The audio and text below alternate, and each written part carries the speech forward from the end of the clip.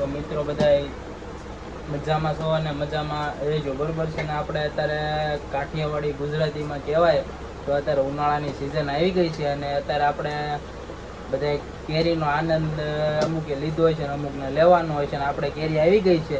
અને કેરી આપણે અમે પહેલેથી કેરી છે ને દાબો નાખીને જ ખાવી. દાબો એટલે આપણે ગુજરાતીમાં શું કહેવાય તમને આગળ બધું બતાવો, એમાં કઈ રીતના કેરી પાકે નહીં, બરોબર છે. દાબો શું કહેવાય ને કઈ રીતના છે એમ, એટલે આપણે પહેલેથી દાબો નાખીને જ કેરી ખાવી છીએ.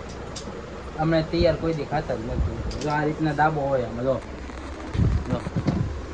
એક હરખી લાઈનમાં કેરી બધી નીચે કોથળો નાખી દેવાનો, આ કેરી બધી ગોઠવી દેવાની આમ લાઈનમાં.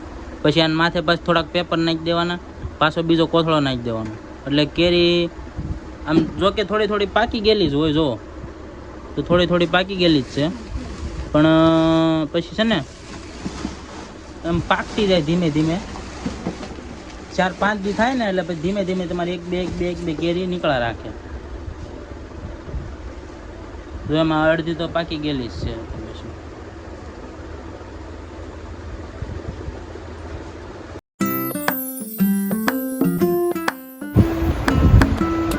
અડધી પોણી કેરી ગોઠવાઈ ગઈ છે, જો પેલું ખાલી થઈ ગયું છે. કેરી લગભગ અત્યારે કંઈક કેટલાના ભાવની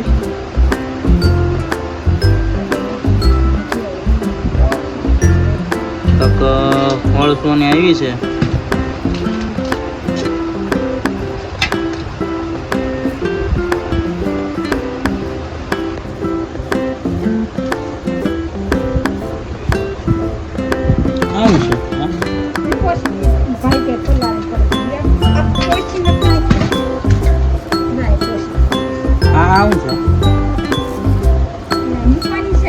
કાલ બેઠો છે તો એ કેમ મેં કોણ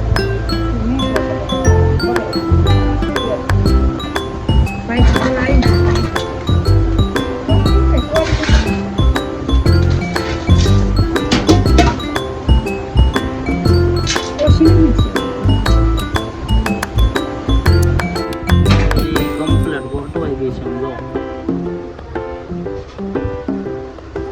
માથે હજી પેપર મેકવાનું છે, પેપર ઢાંકીને પછી પાછો કોથળો મેકી દેવાનો. એટલે કેરી 4-5 દિવસ જ્યાં અમુક જ્યાં ફૂલ પીળે છે ને એ થોડી થોડી પાકવા મળે, પછી ધીમે ધીમે